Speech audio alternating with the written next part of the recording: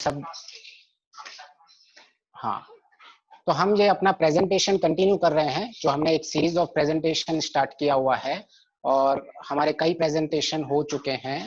और इसके लिए हमने ऑलमोस्ट लास्ट हमारा जो टॉपिक में हम आए थे वो हम हमारे व्यवहार तक आए थे कि हम किस तरह से एक ज्ञान प्राप्त कर सकते हैं और उस ज्ञान को व्यवहार में उतार सकते हैं।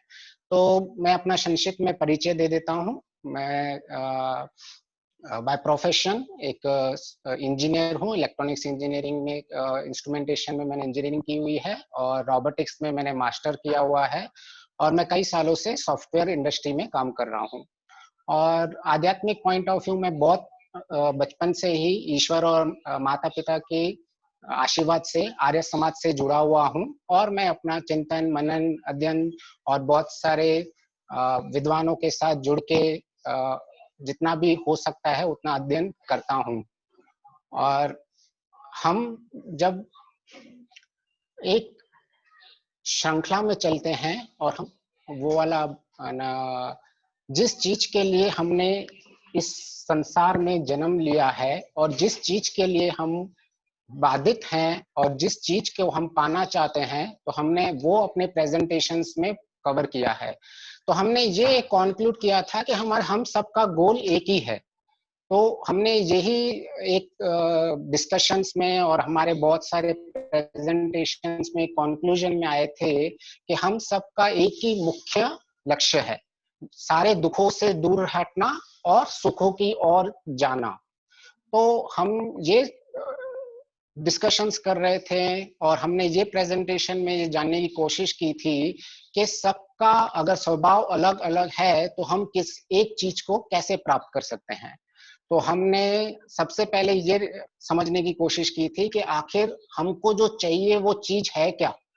तो absolute happiness, long lasting happiness, जो हमारी एक मिनट, मेरा मोबाइल भी चालू है, मैं उसमें ऑडियो बंद कर देता हूँ। तो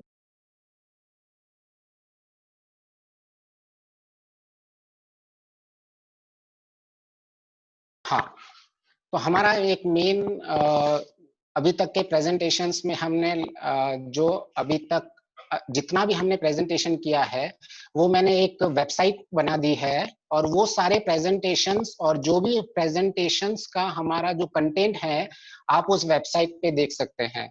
और उस वेबसाइट वो स्वाति जी ने आपके साथ शेयर कर ली है और उस वेबसाइट में एक एक क्रम से जिस तरह से ये प्रेजेंटेशंस चल रही है और क्या क्या हम अभी तक कवर कर चुके हैं, मोस्ट ऑफ चीज वो उस वेबसाइट में कवर है और मैं उसको अपनी इन प्रेजेंटेशंस को मैं उसमें और ऐड करता रहूंगा जैसे जैसे प्रेजेंटेशंस चलती जाएंगी। तो ये एक छोटा सा एक हैप्पीनेस फ्रेमवर्क बनाया गया है कि अगर हमें हमारे लक्ष्य को प्राप्त करना है तो आखिर हम किस तरह से एक प्रॉपर रोड मैप चला के एक प्रॉपर फ्रेमवर्क बना के उसको हम रीच कर सकते हैं। तो पर्पस ऑफ ये सारा कंटेंट बनाने का एक ही है कि हम जिस अभी मॉडर्न वर्ल्ड में जी रहे हैं, किस तरह से हम मॉडर्न वर्ल्ड में जी के हमारी करंट परिस्थितियों को ध्यान में रख के हम आगे बढ़ सकते हैं। तो हम जब भी देखते हैं कि हमें अगर किसी चीज को ज्ञान प्राप्त करना है किसी चीज का, तो हमें सबसे पहले हमें उन अपने दोषों को करेक्ट करना चाहिए। तो करेक्ट करने से पहले सबसे मुख्य होता है कि हम उस चीज से कनेक्ट हो। तो अगर हमें आज अपने आप से कनेक्ट होना है और अगर हमें इस मॉडल वर्ल्ड में रह के ही कनेक्ट रहना है तो वो एक कनेक्ट करने का एक पूरा फ्रेमवर्क बनाया गया है। और उस वेबसाइट में आप देख सकते हैं कि मॉडर्न वर्ल्ड में रह के भी आप किस तरह से कनेक्ट करके और हमारे शास्त्रों के साथ हम करेक्ट करती हुई लाइफ को जी सके हैं। तो उसमें मैंने इस तरह से जितना भी मैंने उसमें सारा जो समराइज किया है अभी तक, तो उसका मेन जो सोर्स है सारे शास्त्र ही है, लेकिन उसका presentation form in the form of the modern world है, जिस तरह से मॉडर्न वर्ल्ड आज समझ रहा है और जो पहले सबसे पहले हमसे कनेक्ट करे उसके बाद हम उनके साथ और भी कनेक्ट करने के दिशा में चल सके। तो उसमें आप देखोगे कि मैंने एक छोटा सा सबसे छोटा सा एक लोगो बनाया है। वो आप लोगो ही देखोगे तो लोगो ही आपके लक्ष्य को बता देगा कि मेरा लक्ष्य क्या है, मेरी जर्नी क्या है और मैं चाहता क्या हूं। तो एक सिंपल लोगो, अगर अभी आप भी अगर उसमें वेबसाइट में अभी भी लॉग इन कर सकते हैं AISmart.in में, तो लोगो आपको हर बार बताता रहेगा कि भाई मेरा लक्ष्य है अंतिम सुख को प्राप्त करना, और मेरी एक जर्नी है, उस जर्नी में मेरे अपने लक्ष्य को कैसे प्राप्त कर सकता हूं। तो उस जर्नी में मैंने एरो में दिखाया है बीइंग स्मार्ट। तो आजकल हम मॉडर्न वर्ल्ड में ये स्मार्ट वर्ड बहुत ज्यादा यूज करते हैं, और it is very much acceptable also. तो यहाँ स्मार्ट का मतलब है, सबसे पहले एस पे जो स्टार्ट चीज होती है वो है हमारा संतोष। तो हमने उसको जैसे शांति और संतोष हमारा स्मार्ट से स्टार्ट होता है। फिर एम से हमारी मॉरल वैल्यूज, जो हमारी नैतिकता की जो मूल्य है वो है। फिर तपह, austerity, A stands for austerity, जो हमारा तपह, जो हमारे योग दर्शन के हिसाब से चलना है। फिर हमारे कर्तव्य पालन, रिस्पॉन्सिबिलिटी विथ लव। फिर टी आता है टॉलरेंस, तो जिसको हम बोलते हैं सहन शक्ति। तो इन 5 चीजों का मैंने एक समूह बनाया है, और वो उस स्मार्ट रहते हुए आपको दिन रात हमें उस गोल की तरफ लेके जाएगा जो जिस लक्ष्य को हम पाना चाहते हैं। तो हमने अभी तक के जितना भी कॉन्क्लूड किया था कि हमें सबसे पहले एक परम सुख के ओर जाना है, तो उस सुख को जाने के लिए सबसे पहले हमें एक इंक्रीमेंटल स्टेप में जाना पड़ेगा। हम कभी भी ऐसा नहीं हो सकता है कि हम सारी जिंदगी दुख में रहें और हम कठिनाइयों में रहें, कष्ट सहन करें, और अचानक एक दिन आकाशवाणी हो जाएगी कि हे मनुष्य, आपने बहुत कष्ट सहन किए, दुख सहन किए, और मैं आपको मोक्ष दे रहा हूं। तो ऐसा नहीं है। हमारा हर पल सुख की वृद्धि होनी चाहिए। आज में इस क्षण में जितना सुखी मैं हूं और जितने दुख से हम दूर हैं, हमारा नेक्स्ट क्षण और हमारा नेक्स्ट क्षण उस सुख की वृद्धि होनी चाहिए। और वो सुख हमें इस शरीर से ही जीवन मुक्त अवस्था में पहुंच सकते हैं। कभी ऐसा नहीं हो सकता कि हम इस जीते हुए कभी जीवन मुक्त नहीं होए और अचानक ही हमको मोक्ष मिल जाए। तो इसका मतलब है कि हमें जो खुशी चाहिए, जो हमारा अंतिम लक्ष्य है, वो अचानक नहीं मिलेगा, वो एक पद्धति से धीरे धीरे धीरे धीरे सुख से बढ़ने से मिलेगा। तो हमने वो भी एक कॉन्क्लूड किया था कि हाँ, हमें सुख की प्राप्ति करनी है, सुख हमारा लक्ष्य है, और सुख step by step incremental steps में मिलेगा। फिर हमने ये देखा था कि आखिर हमें सुख के पीछे, इनके पीछे मुख्य रीजन क्या है कि हम दुखी क्यों रहते हैं। तो हमारा ये एक निष्कर्ष निकला था कि अविद्या के कारण ही हम दुखी रहते हैं। मूल हमारा कारण है अविद्या। तो वो अविद्या कैसे दूर होगी? तो अविद्या का मूल कारण दूर होना का है, हम अपने आप को नहीं जानते हैं। जिस दिन हम अपने आप को जानने लगेंगे, तो हम उस अविद्या का नाश करना स्टार्ट कर देंगे और विद्या की वृद्धि होनी शुरू हो जाएगी। क्योंकि योग दर्शन में भी क्लियर लिखा हुआ है, तदु दृष्टो स्वरूपे स्थापने। जब तक हम अपने आप को नहीं जानते, तब तक हम कभी भी सुख, अंतिम मोक्ष को प्राप्त नहीं कर सकते हैं। तो उस दृष्टि में हम अपने आप को लेंगे सबसे पहले, फिर हम ईश्वर को लेंगे। तो आखिर जो वेदों का, हमारे शास्त्रों का जो सारा ज्ञान है, वो आत्मा सेंट्रिक है। वो ना ईश्वर सेंट्रिक है, ना संसार सेंट्रिक है। आत्मा को हमें किसको पाना है? हमें जो पाना है, संसार की ओर से आकर्षक कम करके और ईश्वर की ओर जाना है। तो वो जो ज्ञान है, इसीलिए इसको टॉपिक का नाम नो योर सेल्फ रखा गया है। जब तक हम अपने आप को नहीं जानेंगे, तब तक हम कभी एक सुख की प्राप्ति को नहीं प्राप्त कर सकते हैं। तो हम फिर जब आगे अपने आप को जाने की श्रृंखला में आगे चल रहे थे, तो हमारा सबसे पहले फिर आया था कि आखिर हम दुखी रहते क्यों हैं। तो हमारा मुख्य कारण था कि हम परिस्थितियों को सामना नहीं करने के कारण हम दुखी रहते हैं। हम जैसी सिचुएशंस हैं, उस सिचुएशंस की तरह हम अपने मन को बना देते हैं। जैसी परिस्थितियां होती हैं, अपनी मन की स्थिति हम वैसी बना देते हैं। लेकिन हमको उल्टा करना है, अपने आप से जर्नी स्टार्ट करनी है। जैसी मेरी मन की शांत स्थिति है, वैसी हमें परिस्थितियों को कन्वर्ट करना है।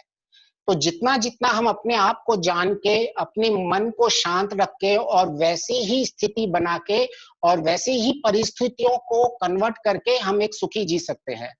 नहीं तो हमारा सारा जीवन दूसरों को ब्लेम करने में लग जाएगा कि आज मैं दुखी क्यों हूं, क्योंकि उसकी वजह से, बेटे की वजह से दुखी हूं, बेटी की वजह से दुखी हूं, पति की वजह से दुखी हूं, पत्नी की वजह से दुखी हूं, बच्चों की वजह से, पड़ोसी की वजह से। हम सारा दिन अपने दूसरों को ब्लेम करते रहेंगे।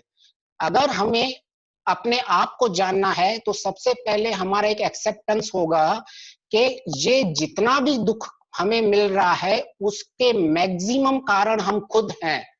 जब तक मैं नहीं चाहूंगा कि मुझे दुख मिले, तब तक मुझे कोई दुखी नहीं कर सकता है। अगर हम सबसे पहले इसको एक्सेप्ट नहीं करेंगे तो हम दिन रात एक ऐसी श्रृंखला में चले जाएंगे जो हम हमेशा ब्लेम गेम करते रहेंगे कि भाई मेरे में तो कोई कमी नहीं थी, लेकिन सिचुएशन ऐसी हो गई इसीलिए मैंने वैसा बिहेव कर दिया। तो हमें इसीलिए सबसे पहले ये रिस्पॉन्सिबिलिटी खुद लेनी है कि मेरे सुख का कारण मैं खुद हूं और मेरे दुख का कारण मैं खुद हूं।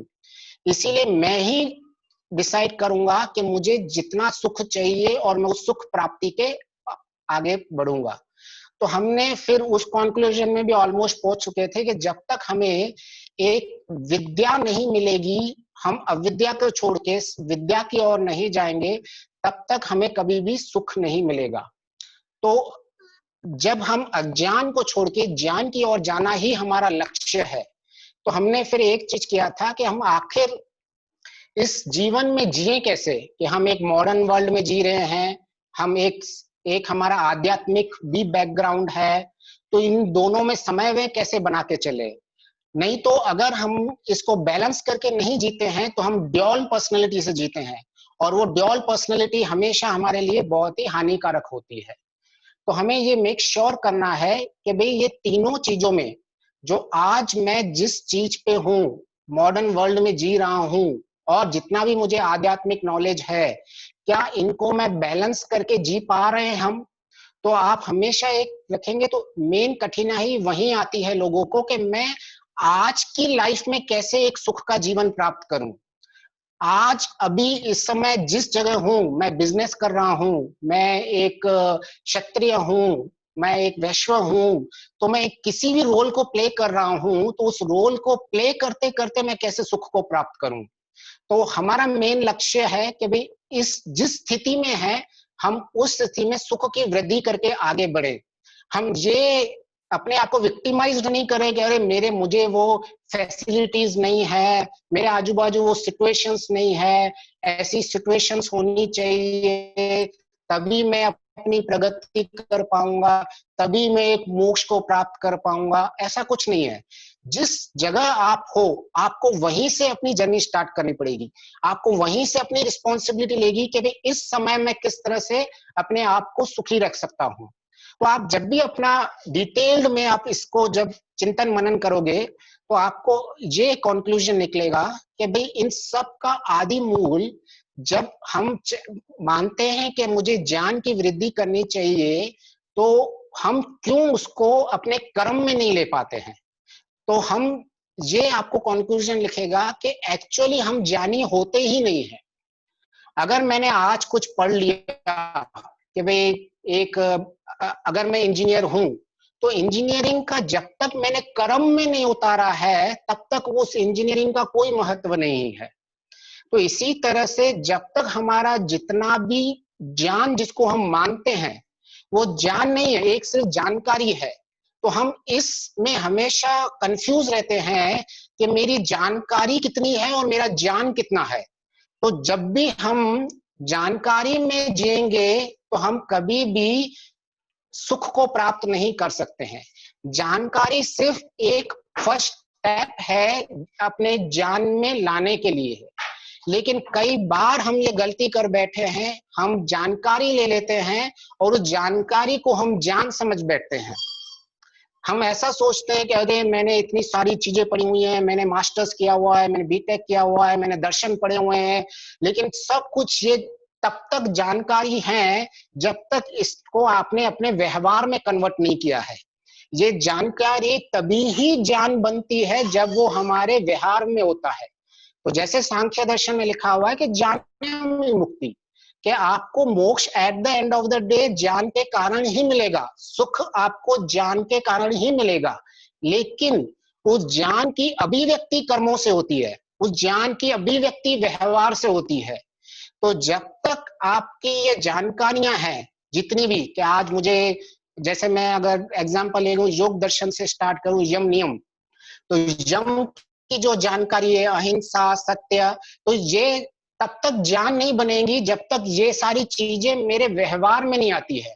तो हम हमेशा एक गलत फहमी में रहते हैं कि हम बहुत ज्ञानवान बन चुके हैं, लेकिन आप अगर चिंतन मनन करोगे तो वो जब तक आपके कर्म में नहीं आया है तब तक वो सिर्फ एक जानकारियां ही है। तो जिस दिन हमने ये एक्सेप्ट कर दिया, या जिस दिन हमें ये रियलाइज्ड हो गया कि मैं एक्चुअली आज मेरा स्टेज एक सिर्फ जानकारियों के लेवल पे ही है, इसीलिए मेरे सुख की प्राप्ति नहीं हो रही है, अदरवाइज हमें ये मार्ग भी हमें एक कष्टमय मार्ग लगेगा। क्यों? क्योंकि हमें लगेगा मैं इतनी सारे आर्य समाज में जा रहा हूं, मैं ये पढ़ रहा हूं, मैं वो पढ़ रहा हूं, मुझे इतने सारे दर्शन पढ़ लिए, मैं वेद पढ़ रहा हूं, मैं इतने सारी लाइफ स्किल्स के नॉलेज को इकट्ठा कर रहा हूं, लेकिन मुझ में सुख की वृद्धि नहीं हो रही है। तो इसका मतलब वही है कि हम सिर्फ जानकारियां इकट्ठी कर रहे हैं, हम कोई ज्ञान इकट्ठा नहीं कर रहे हैं। जब तक कोई जानकारी आपको सुख नहीं देती है तो इसका मतलब आप अभी तक अज्ञानी हैं, वो आपका सिर्फ शब्द ज्ञान है, और सिर्फ शब्द ज्ञान हमें कभी भी एक सुख की ओर नहीं ले सकता। तो हमें अपने आप को सबसे पहले ये एक्सेप्ट करवाना है कि मैं जितनी भी चीजें आज डे टू डे लाइफ में कर रहा हूं, मैं उसको कैसे क्रियात्मक करूं, कैसे मैं प्रैक्टिकल करूं। तो अगर आप सिर्फ जानकारियां प्राप्त करते रहेंगे, आप सिर्फ सारे शास्त्रों को पढ़ते रहेंगे, तो और उन शास्त्रों को आप क्रियात्मक उन नॉलेज को नहीं करेंगे, तो वो आपकी जिंदगी में एक बोझ बन जाएगा, उल्टा फायदे के बदले आपके जीवन में वो नुकसान लेके आएगा। वो कैसे? क्योंकि जिस तरह से हम जब भी जानकारियां इकट्ठी करते रहते हैं और हम उसको एक एक्यूमुलेट करके हमको खुद को मिथ्या ज्ञान होता है कि मैं ज्ञानी हूं, तब हमारा अहंकार बढ़ता जाता है, और हमें एक जितनी इंफॉर्मेशन है, इस आप जानकारियां इकट्ठी करती हैं, ओवरलोडेड अति जानकारियां आपको संशय में ले जाती हैं, कंफ्यूज कर देती हैं कि आखिर मैं इतना सब कुछ कर रहा हूं, मैं सुख को प्राप्त क्यों नहीं कर रहा हूं, कहीं मेरा मार्ग गलत मार्ग तो नहीं है। तो आप जब भी ऐसे आपको संशय हो कि मेरे मार्ग में कोई क्वेश्चनेबल है, तो आप में एक ही निश्चय निकलेगा कि मेरे मार्ग में क्वेश्चनेबल इसीलिए है क्योंकि मैं जितनी भी इंफॉर्मेशन को कलेक्ट कर रहा हूं, मैं उसको एक्चुअली ज्ञान में, नॉलेज में कन्वर्ट ही नहीं कर रहा हूं, मैं कहीं भी उसका क्रियात्मक रूप नहीं लेके आ रहा हूं। तो जैसे कई साल पहले बचपन में मुझे मेरे हिंदी में मार्क्स बहुत कम आते थे, तो क्योंकि हिंदी हम नेचुरली बोलते रहते हैं, तो हमेशा मुझे लगता था कि मुझे हिंदी आता है, लेकिन ये मुझे एक बहुत, मेरे सारे मार्क्स अच्छे रहते थे सारे दूसरे सब्जेक्ट्स में, लेकिन हिंदी में हमेशा गलतियां रहती थी। क्यों? क्योंकि मुझे हमेशा लगता था कि मैं हिंदी में, मुझे कोई प्रैक्टिस करने की जरूरत ही नहीं है, मुझे उसको किसी भी क्रियात्मक में घर पे आके होमवर्क करने की जरूरत ही नहीं है, और मुझे खुद को एक अज्ञान था, ज्ञान का अज्ञान, मुझे ऐसा ज्ञान था, लेकिन वो अज्ञान था कि मुझे हिंदी का पूरा नॉलेज है, क्योंकि हम डे टू डे लाइफ में ही तो हिंदी यूज करते रहते हैं, दोस्तों के साथ, रिश्तेदारों के साथ, तो इसमें क्या ज्यादा बड़ी बात है।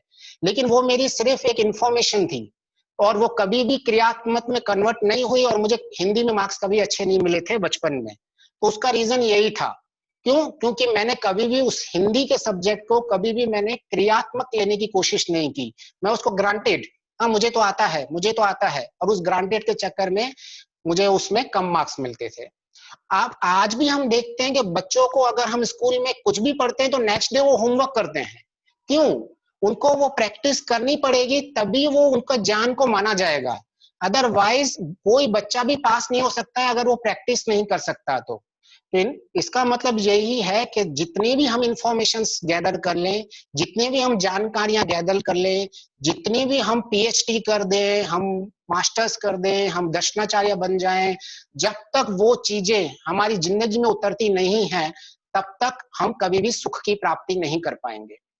तो अभी हम थोड़ा और डिटेल में जाएंगे कि आखिर मैं इसको धीरे धीरे अपने कर्म में कैसे लाऊं। तो सबसे पहले ही हमारी मुख्य एक्सेप्टेंस होगा कि मैं आखिर इनको कर्म में जब मैं लेके आऊं तो मैं किन किन चीजों पे ध्यान दूं।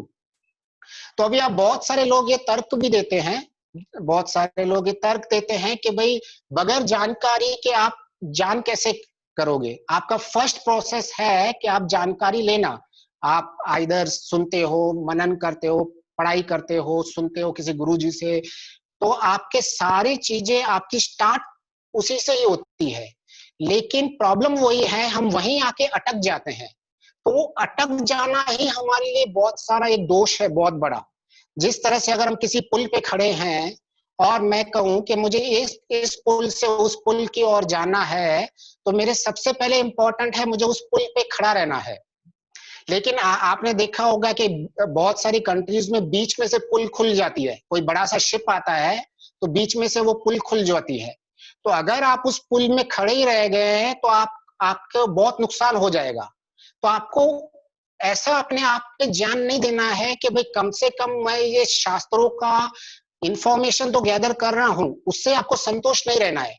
आपको ये रहना है कि आज मैंने जितना इंफॉर्मेशन जानकारी ली है, मैंने उसको नेक्स्ट क्षण या कितना जल्दी मैं उसको अपने कर्म में कन्वर्ट कर सकता हूं।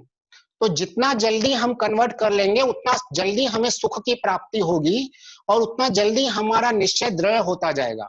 तो अगर हमें एक सिक्वेंशियल मैनर में चलना है तो हमें एक शास्त्रों से, सब जगहों से एक जानकारी प्राप्त करनी है।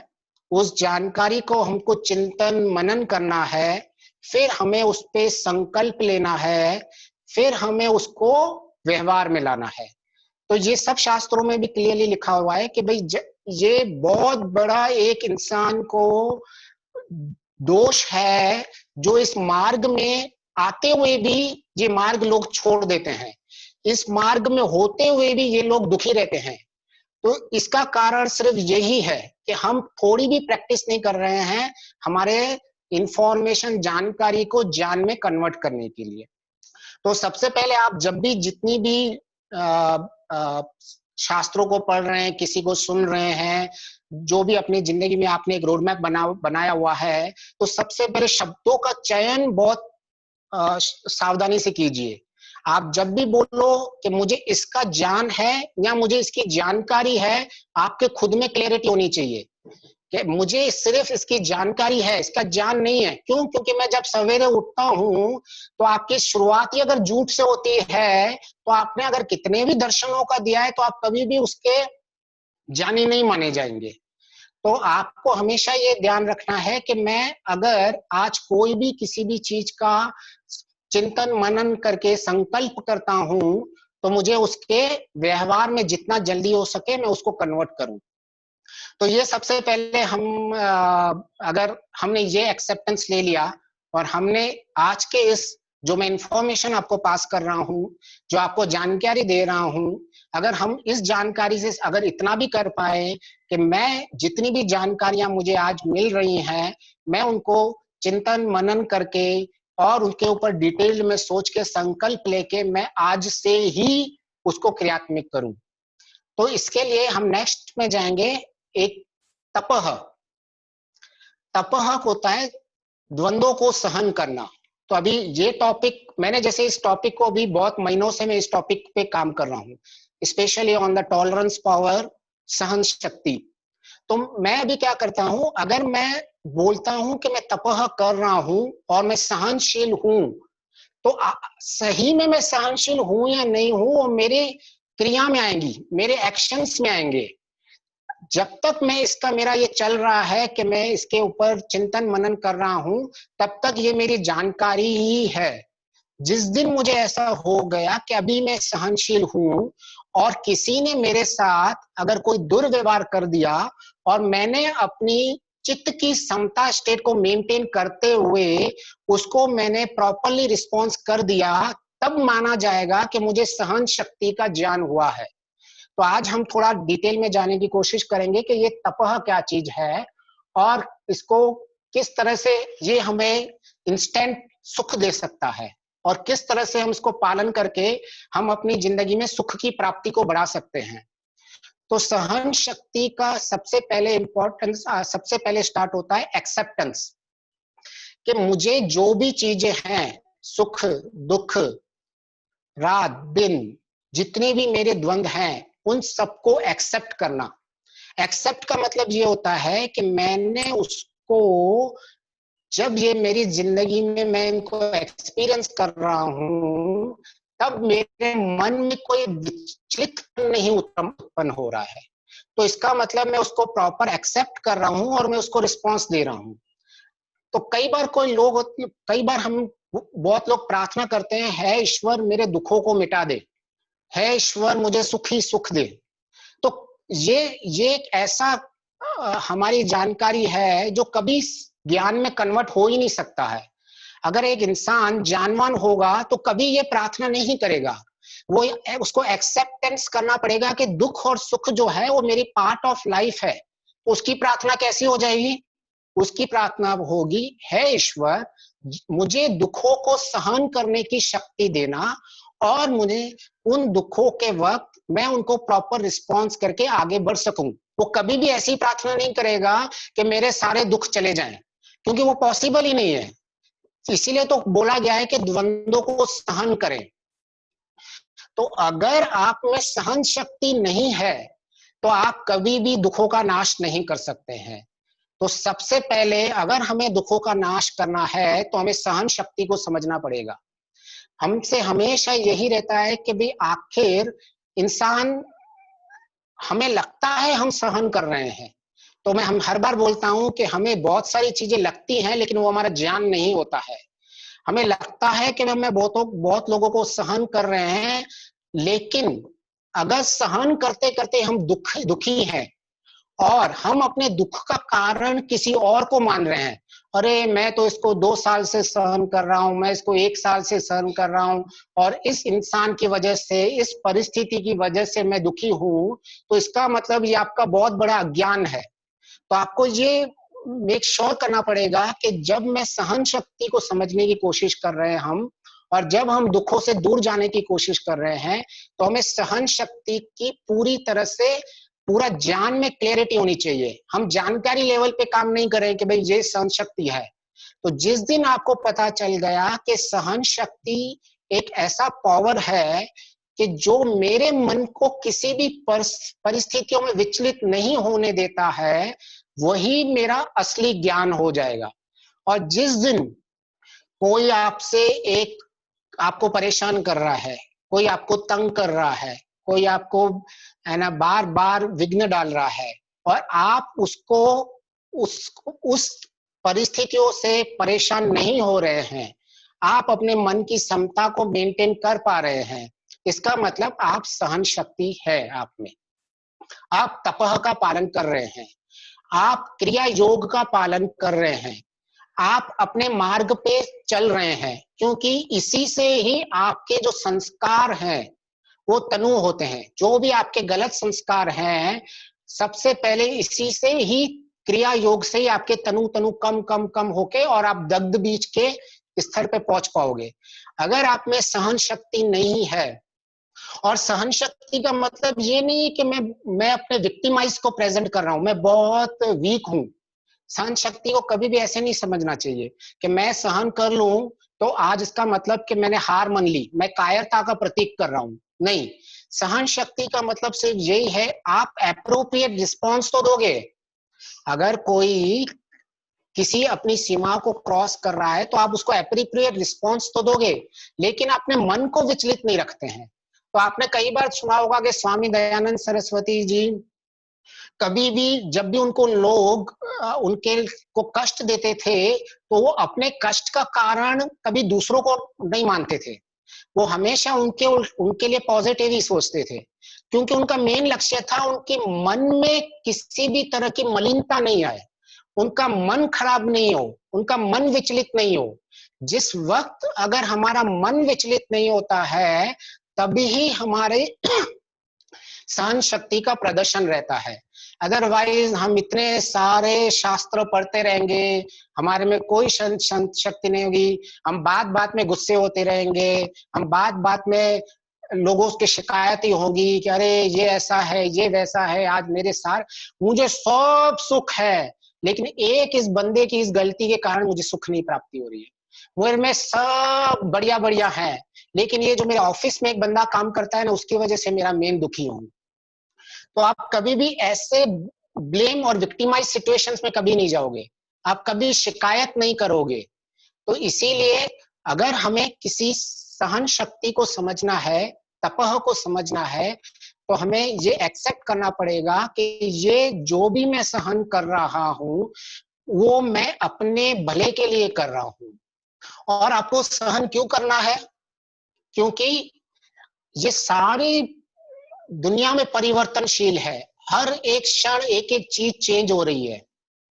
आज जो आपके साथ अच्छी तरह से बात कर सकता है, वो दूसरे ही क्षण में उसके बुद्धि बदल सकती है अगर कोई उसको कुछ कान में बोल दे या कोई उसको कुछ फोन करके बोल दे। तो परिवर्तन ही ये संसार है, कंटिन्यूअस परिवर्तन चलता रहेगा। कभी कोई, कभी जैसे ही आप सवेरे उठेंगे तो आपको सवेरे से शाम तक डिफरेंट डिफरेंट परिस्थितियों का सामना करना पड़ेगा।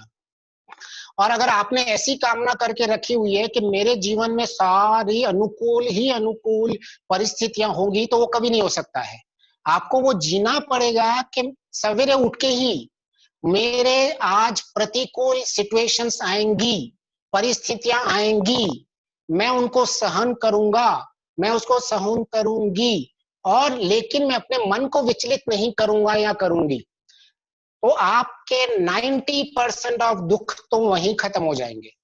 सवेरे उठ के बस ये एक एक्सेप्टेंस हो गया कि भाई मेरी परिस्थितियां कैसी भी हों, उस परिस्थितियां का मैं शिकार नहीं बनूंगा, उस परिस्थितियों से मैं अपनी स्थिति चेंज नहीं करूंगा, बल्कि सवेरे उठ के जो मैं अपनी मन की शांत स्थितियां बनाई है, सारा दिन मैं ऑफिस में जा रहे हो, आप कहीं भी किसी काम में कर्म में लग रहे हो, तो सारा दिन आप उस अपनी स्थिति से बाहर की परिस्थितियों को चेंज करते रहेंगे। तो उससे आपका सुख की इंक्रीमेंटल बढ़ती रहेगी और आपका ज्ञान बढ़ेगा। जिस वक्त आपको लगे कि भाई हाँ, आज मैं क्रोध नहीं कर रहा हूं, आज मैं पूरी तरह से एक लोगों को एक्सेप्ट कर पा रहा हूं वो जैसे भी हैं। हम दूसरों के लोगों को, जिस लोगों को ईश्वर ने स्वतंत्र छोड़ा रखा हुआ है, मैं और आप कौन होते हैं उसको परतंत्र बनाने वाले? मैं और आप कौन होते हैं जो उसको कंट्रोल करने वाले हैं? हम, लेकिन हाँ, हमें अपना पुरुषार्थ पूरा करना है। हमें अपना किसी भी समाज में, हमारे देश को कहीं भी हमारी जरूरत हो तो हमें अपना योगदान पूरा करना है, लेकिन हमें उसमें अपनी आसक्ति नहीं रखनी है कि नहीं, इनको तो मुझे ठीक करूंगा तो ही मेरी खुशी होगी, ऐसा अटैच करके नहीं रख देना है। तो आपको हर परिस्थितियों के हिसाब से आपको रिक्वायर्ड रिस्पॉन्स देना ही है, जैसे डॉक्टर करता है। डॉक्टर कभी किसी पेशेंट से गुस्सा होके उसकी, जब वो ऑपरेशन में पेट फाड़ता है, उसको क्या उससे द्वेष करता है क्या? उसको लगता है मेरे को इसका यथा योग्य इलाज करना ही पड़ेगा, मुझे इसकी अगर एक किसी अंग में जहर फैल गया है तो मुझे काटना ही पड़ेगा। लेकिन वो कभी अपनी मन की स्थिति नहीं बिगाड़ता है, अगर वो कभी भी दुखी नहीं होता है, क्योंकि इसको पता है कि भाई जब तक ये पेशेंट को मैं ये पर्टिकुलर रिस्पॉन्स नहीं दे पाऊंगा, तब तक इस पेशेंट की कभी भी ये अपने सुख को प्राप्ति नहीं कर पाएगा। तो हमें अगर किसी भी तरह से किसी भी वस्तु का या किसी भी सिचुएशंस के रिस्पॉन्स देने में हमें अगर बाहरी कोई कर्म करना भी पड़ रहा है, तो हमें कभी भी गिल्टी महसूस नहीं होना चाहिए। अरे मैं तो सहन शक्तिमान था, मैंने कैसे उसको उस वक्त ना आके मैंने उसको मार दिया। तो उसमें दो चीज काम आएगी कि हो सकता है जब आपने उसको मारा है या उसको आपने सबक सिखाने के लिए आपको उस परिस्थिति में आपको उसको मारना पड़ा। एक चीज है आपने क्रोधवश उसको मारा, सामने वालों को एक झापट मार दी, तो इन दोनों में बहुत फर्क है। तो उसका डिसीजन आप लोगे कि मैंने जब उसको मारा तो मेरा पर्पस क्या था। मेरा पर्पस ये था कि मेरा उसको सुधारने का पर्पस था, क्योंकि अगर मैं उस वक्त वो नहीं करता तो वो आइदर मुझे नुकसान पहुंचाता या समाज को नुकसान पहुंचाता। लेकिन कई बार क्या होता है, हम राष्ट्रभक्ति में, हम अपने सोशल रिस्पॉन्सिबिलिटीज में हम हमेशा इंपॉर्टेंस प्रायोरिटी बाहर को देते हैं कि ये मेरी जिम्मेदारी है इसको ठीक करना, और हम उसकी तरह से दुखी रहते हैं। अगर आप राष्ट्रभक्ति कर रहे हैं और अगर आप दुखी रह रहे हैं तो ऐसे राष्ट्रभक्ति कोई काम की नहीं है। अगर आप किसी संस्था में काम कर रहे हैं और आपको लग रहा है आप बहुत अच्छा किसी के लिए कर रहे हैं, लेकिन आप मन में दुखी हैं, आप मन में एक पीड़ा से जा रहे हैं, तो आपके वो बाहरी कार्यों से कोई लाभ नहीं होने वाला है। आपका मेन एक्सेप्टेंस इंटरनली होना है, नो योर सेल्फ। आपको अपने आप को जानना है कि जब मैं इस परिस्थिति में ये कर्म कर रहा हूं तो मेरी मन की स्थिति क्या है। तो टाइम देख लेते हैं। स्वाति जी कितना टाइम बाकी है अभी?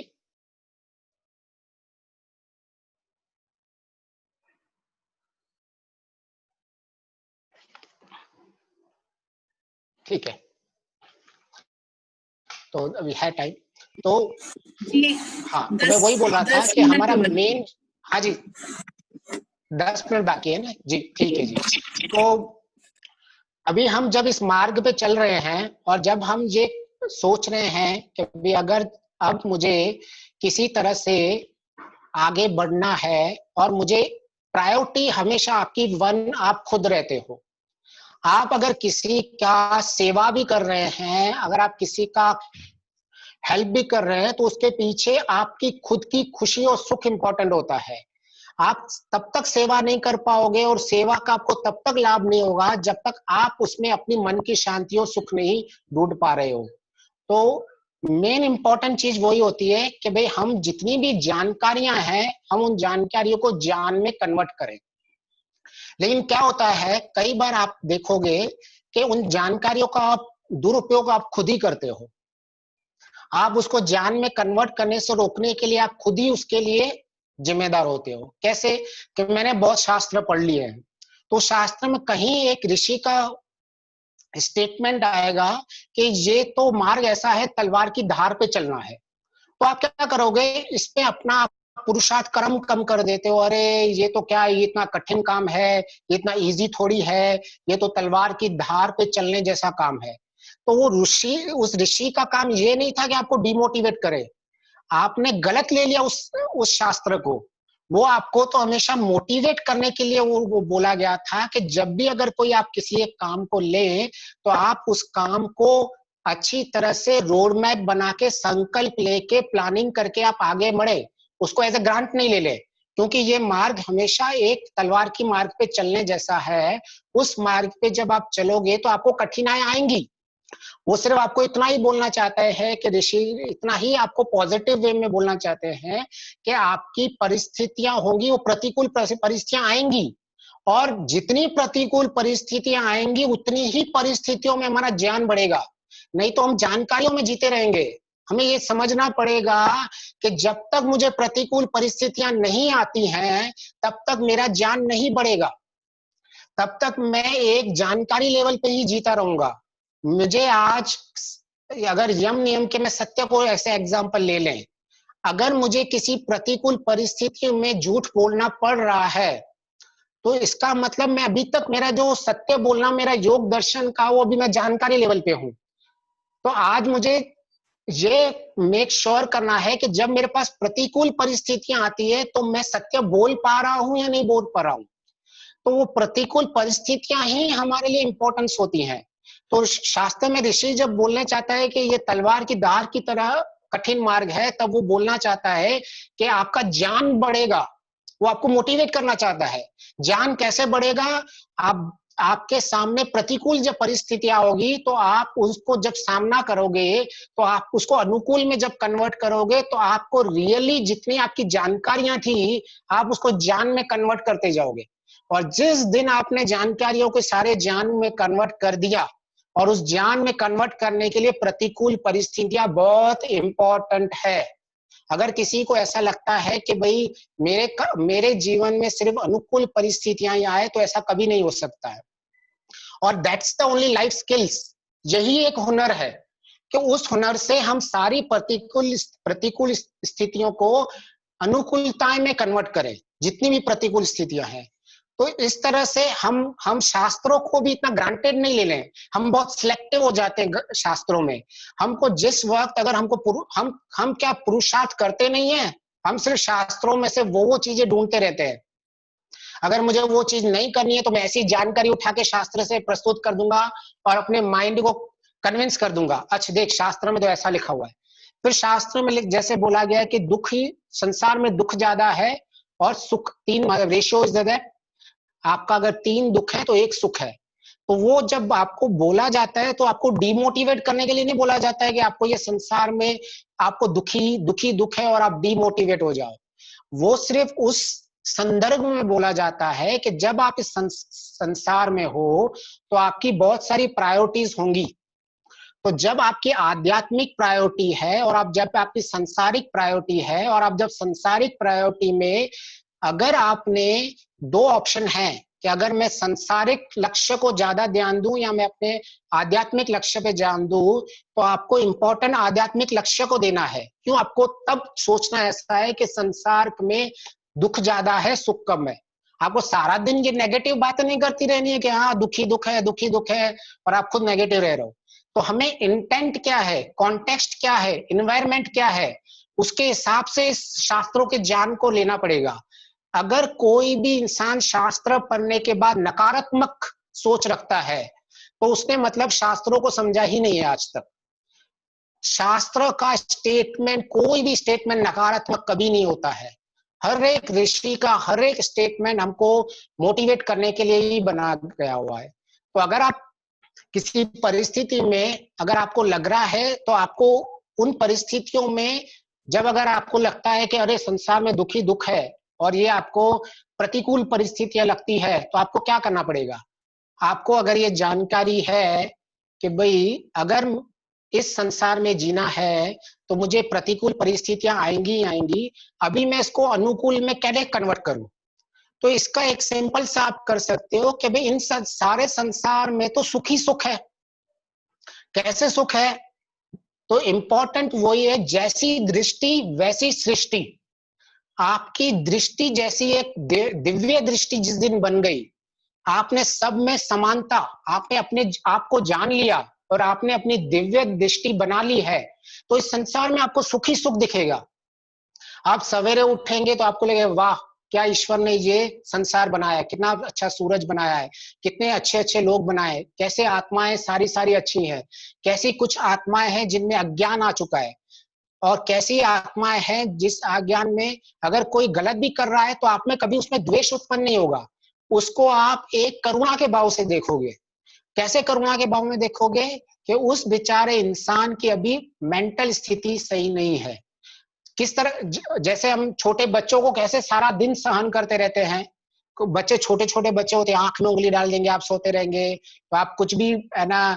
हमारे समाज में जब हमारे ये प्रवचन चलते भी रहते हैं तब भी बच्चे भागते रहते हैं आजू बाजू में, तो हमें कोई उनसे द्वेष नहीं होता है। क्यों? क्योंकि हमको पता है कि हमने उनको एक्सेप्ट कर ची जाए कि ऐसी सिचुएशन इसमें होंगे कि जिनका बुद्धि का लेवल कम होगा, किनके बुद्धि का लेवल ज्यादा होगा, किनको मिथ्या ज्ञान होगा, किनको ज्ञान नहीं होगा, ऐसे लोग होंगे ही। और जब ऐसे लोग होंगे तो उल्टा आपको एक जैसे एक बगीचे में डिफरेंट फूल देख के आपको खुशी होती है, तो ऐसे ही संसार में डिफरेंट लोग देख के आपको खुशी होगी। वाह ईश्वर कैसा आपने बुद्धि बनाई है। कुछ लोगों की बुद्धि तो भ्रष्ट चल रही है, कुछ लोगों की बुद्धि वेद के विरुद्ध चल रही है, ऐसा भी है। उसमें भी आपको एक पॉजिटिवनेस दिखेगी।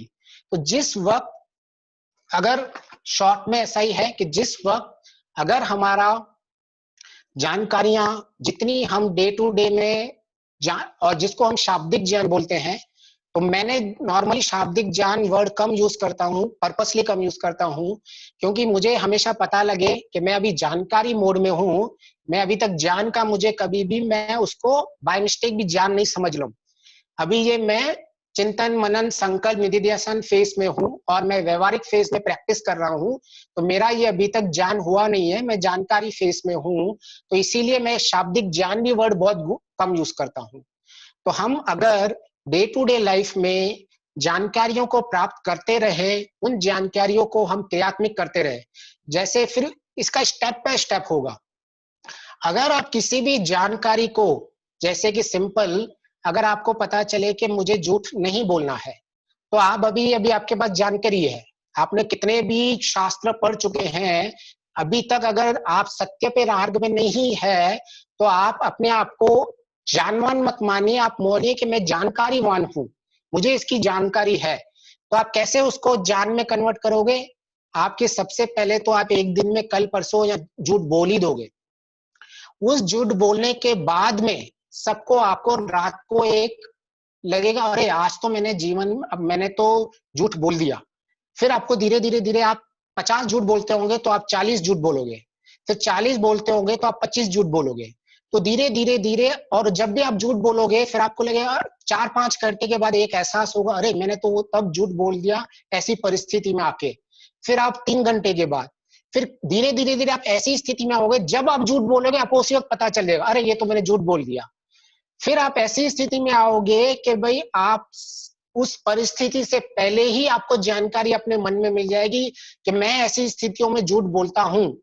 और फिर जब आप एक बार सत्य बोलोगे, तब आपका सिर्फ ये एक बार सत्य होगा। अभी भी आप ज्ञानवान नहीं बने हो, अभी भी आप सत्य की आप में गुण है नहीं, अभी तक आपने सिर्फ एक बार सत्य बोला है। तो सबसे पहले आपका ग्राफ आएगा झूठ झूठ झूठ झूठ झूठ कम, 0, फिर आप सत्य मार्ग पे धीरे धीरे धीरे चलेंगे। तो ये वेरी वेल नोन मार्ग है, इसमें कोई भी कहीं भी संशय नहीं है। कोई भी बच्चा फर्स्ट स्टैंडर्ड में ऐसे नहीं सोचता है कि मैं कल कॉलेज में पहुंच जाऊंगा, तो उसको एक कर्म से जाना पड़ेगा। लेकिन वो एक बार में भी उसको एहसास हो गया कि मैं अपने कर्म के प्रति अवेयर हूं, मैं अपने कर्म के प्रति जागरूक हूं, और वो प्रैक्टिकल सिचुएशंस में आ रहा है, तो उसका उसी वक्त ही उसको सुख प्राप्ति होने शुरू हो जाती है। तो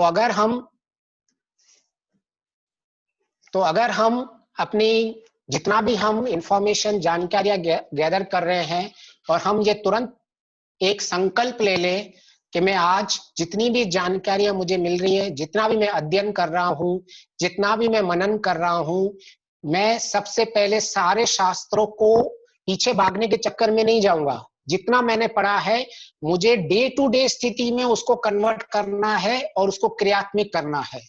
वो भले 0.1% क्यों नहीं हो, 0.01% क्यों नहीं हो, भले आप उसको करते समय फेल हो जा रहे हो, भले ही आप उसको जब सत्य बोलना चाहते हो लेकिन आप झूठ बोल रहे हो, बोल पा रहे हो, कोई प्रॉब्लम नहीं है। लेकिन आप क्रियात्मक में लाओ कि भाई मुझे जानकारियों की दुनिया से अभी हटके जानवान की दुनिया में जाना है, और मैं उस हिसाब से क्रियात्मक करूंगा, व्यवहारिक बनूंगी।